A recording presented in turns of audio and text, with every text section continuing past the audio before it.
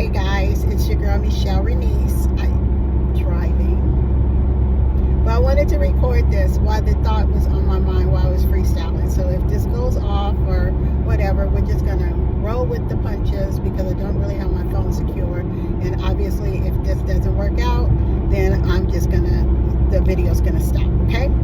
So yesterday I went and I walked my son's dog to the dog park. I normally do not take my phone because it's a little bit of time that I can be outside and clear my mind, set my intentions, just basically try to have like a good morning, let the dog run around. Nothing big. We get to the dog park. It is some people at the dog park that kind of think that the public park belongs to them. So it was a couple. And since I had encountered them before, our dogs are not friendly. I didn't challenge it. I just basically was like, okay. And I didn't let my son's dog into the dog park. I keep it moving. So I recognize them, so I don't even ask. I'm just walking around the park like I'm not going to be able to let you off the leash because that's kind of like they got some different energy going on inside the dog park. Well, this young man has a dog, and he asked the same question that I had asked previous. I didn't say anything this trip. I just overheard him. Hey, are your dogs friendly? And the lady said no. Real different kind of energy, different spirit. The lady said no. And so he was pausing right there, I guess, so the lady could get her dog, especially since her dog was a French bulldog, and it really was a smaller dog park that dog could have been in. And then our dogs are a little bit bigger, so we couldn't have gone into the smaller dog park. So it was kind of like it was a solution to this situation, but the person didn't want that solution. And it just made me kind of like resonate, like, should I be involved or should I not be involved? Something made me linger around though, you guys. And it was like, I'm really good with intuition and following my first mind. The young man was young, probably like the age of one of my sons. And I mean, a young adult, yes, obviously can take care of themselves. But I'm saying, like, I felt instantly in mama mode. So I saw them getting their dogs, but still like talking all this madness. And then so he was like, well, it is a public park. So he kind of challenged that status quo that most people just kind of let it go. And he was like, yeah, you know, my dog just wants to play around, but if your dogs aren't friendly, they really shouldn't be in the dog park loose, because it's their dog. They're supposed to be friendly and be loose and whatever. All the rules that sometimes people follow, sometimes people don't. So the challenging of that lady, who was an older lady, maybe 5 or 10 years older than me. I don't know. It's hard to say. But just mean-spirited, right? So sometimes being mean can age you a little bit more. So maybe she was in her 50s. Maybe she was in her 60s. I really don't know. I really didn't care. So I said, hey, it's okay. You know, you guys just get your dogs or whatever. And I'm like, it's not a big deal, guys. It's a public dog park. You know, just let them get their dogs. I just decided that I would try to be the peacemaker. It's Saturday. That's why I said it's Saturday morning. Let's, you know, like, come on, guys. Let's not make that be part of our Saturday. And so the young man was easygoing. He was like, nah, ma'am, but it's like, it's the principle. Yeah. It is a principle. I said, but you know, pick and choose your battles. Now I'm talking to him one-on-one because I'm closer to him, and they're in the dog park, like, going off. So she tells her, I want to say spouse, partner, whatever their situation was.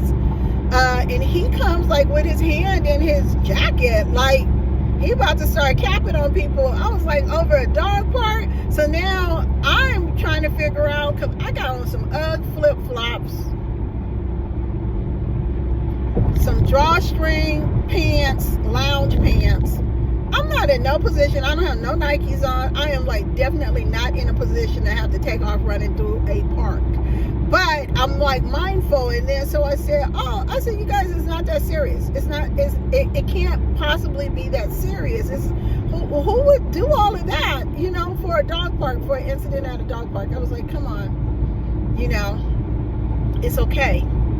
So they get their dogs out the dog park, but they don't leave, and they're still talking mess the whole time to the young man. He goes in the dog park. I'm not getting ready to be trapped in a dog park with a whole bunch of chaos. So he was like, you gonna let your dog play? No, I'm gonna take a pass on that. I said, but something told me to say something to him. So my intuition told me to tell him, I think you should get out the dog park as well. And he was like, yeah, I don't feel comfortable now because they're not even leaving. I said, exactly. I said, follow your first mind, okay? So I'm walking away, but I'm waiting until he gets out the dog park because I felt like I needed to kind of assess it and be a witness. Other people are walking and witnessing this chaos, but nobody stayed. So here's the point of the story, you guys. I walk over to the baseball diamond. It's grass over there. And of course, if no kids are playing, you really shouldn't have your dogs over there. But we decided that that's where we would go. Maybe after those people left, we were going to go back to the dog park. I'm not really sure what the next step was going to be. But we're away from the dog park area, but we can still see their car park. And they're still watching that young man, which made me kind of feel in my heart that they know my schedule. I walk up there, I do my little 10, 15 minutes, sometimes 30 minutes. But if our dog cannot go into the dog park, I don't usually stay more than like 10, 15 minutes because I want her to be able to run around off the leash. And if she can't, I usually don't stay in that area just walking. So I'll just, start back walking around the neighborhood or whatever. And so they were watching at their car, and I go, that's odd. It's like been 10 or 15 minutes and they have not left. So I let my dog off the leash. She is running around with the young man's dog. The young man, by the way, his name was Chris. I cannot remember if I knew what his dog's name was, but yeah, it was just really crazy. So here's the moral of the story. Follow your intuition. I decide that I'm about to leave, and I see the sheriff pull up into the park, all sporadic and crazy. Then I start looking at those people because I can still see their car. But now I know I need to just bust out and probably not be there because I don't know what jumped off. Meanwhile, these people have called on Chris. Even though that older man was in his jacket fumbling around saying he don't know, like I'm not here for play, like I'll cap on and blah blah blah. The threat came from those people. So they called the sheriff. 5 sheriff cars showed up at the park. A woman deputy pulls her gun out, doesn't know nothing. They got a report, right? This is what I mean to tell you guys. You never know what somebody is saying. You never know how the narrative is. When we're out here making these assessments, that older couple looked as nice and pure as like sugar, but they was salty as F. So they called and said that young man had a gun. And I'm like in the middle of it trying to leave, like I said, with these UGG flip-flops on. And I'm like, and they're like, get ma'am. And I'm like, wait, why do you have your gun? Why is your gun pulled on him? And I'm all like, and I'm all calling like this young man is my child. You guys, I still haven't been able to calm down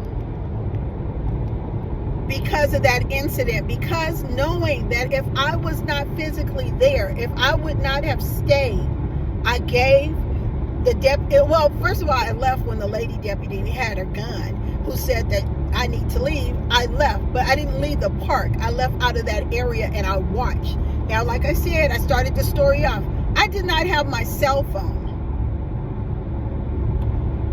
So I'm just down there assessing.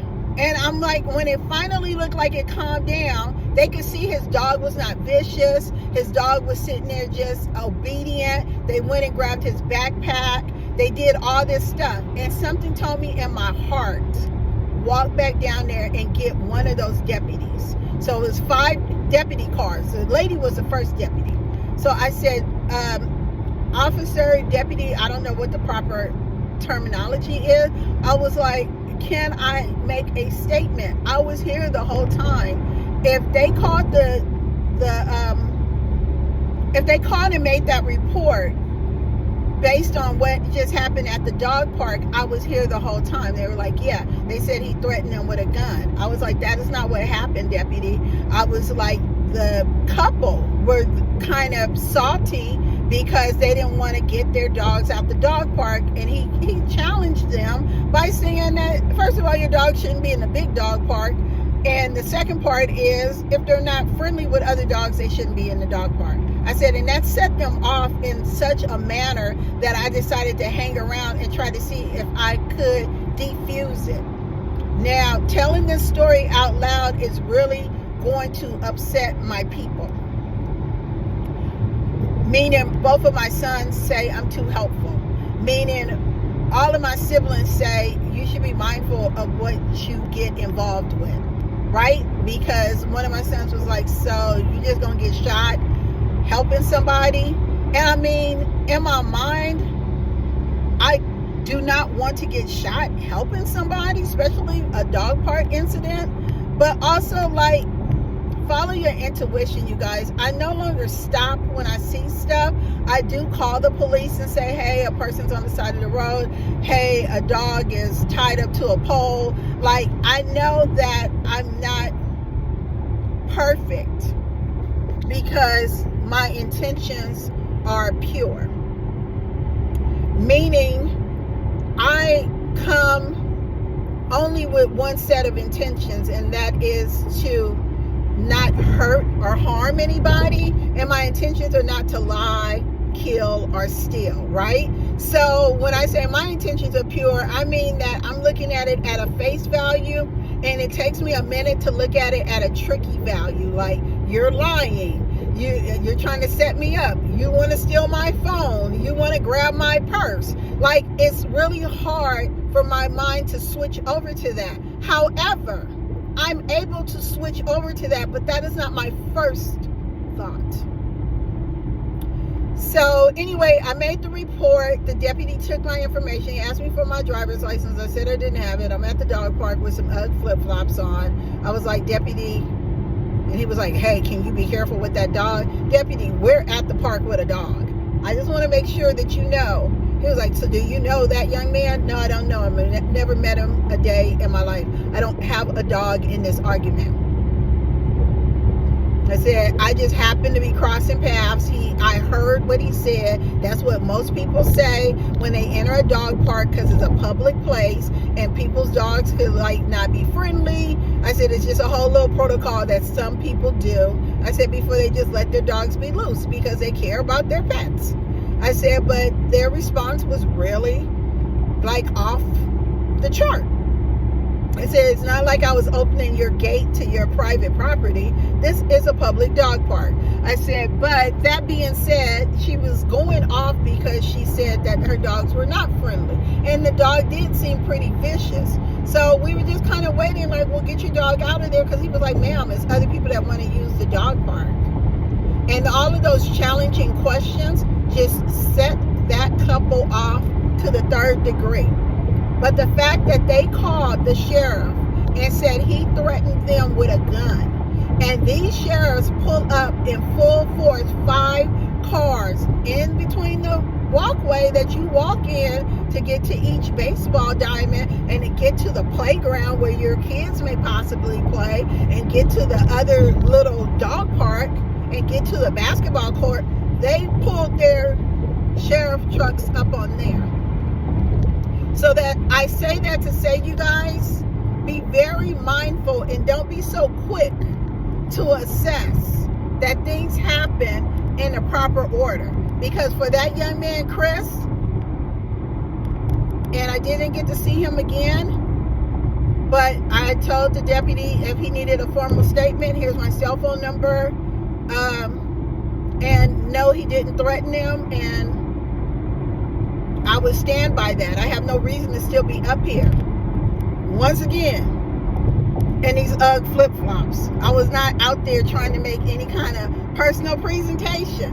However, I believe my lips was popping. And that's about it.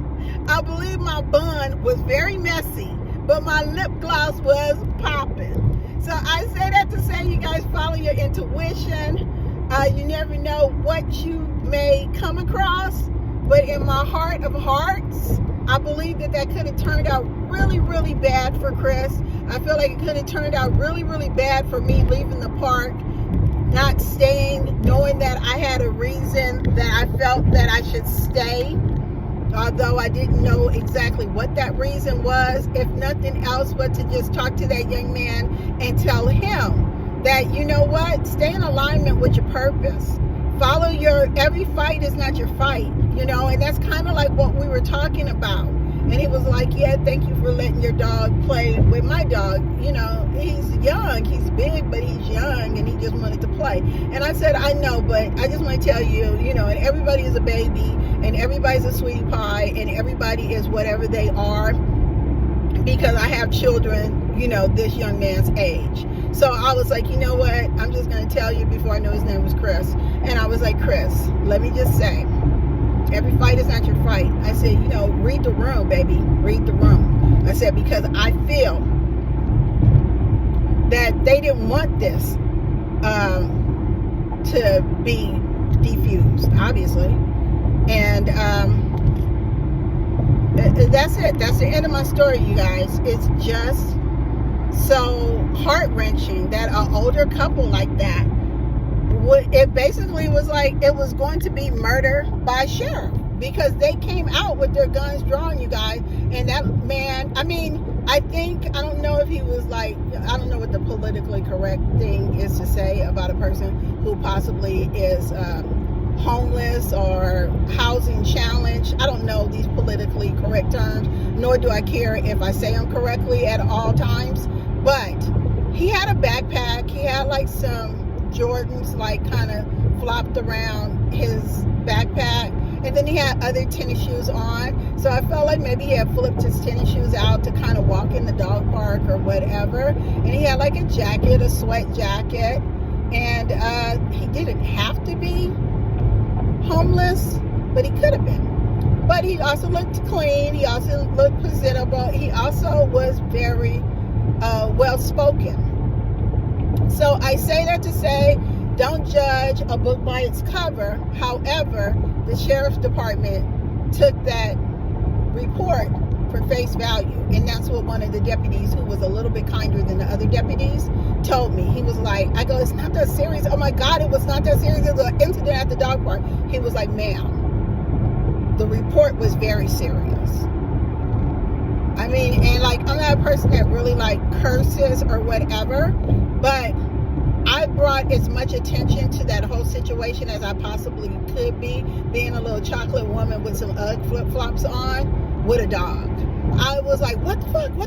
Why do you guys have all these guns drawn? Oh my God, what the fuck? Like, I really was like disheartened knowing that it was those people that called. Knowing that it's spirits out there, it's yucky energy out there, you guys. These people mean you no good.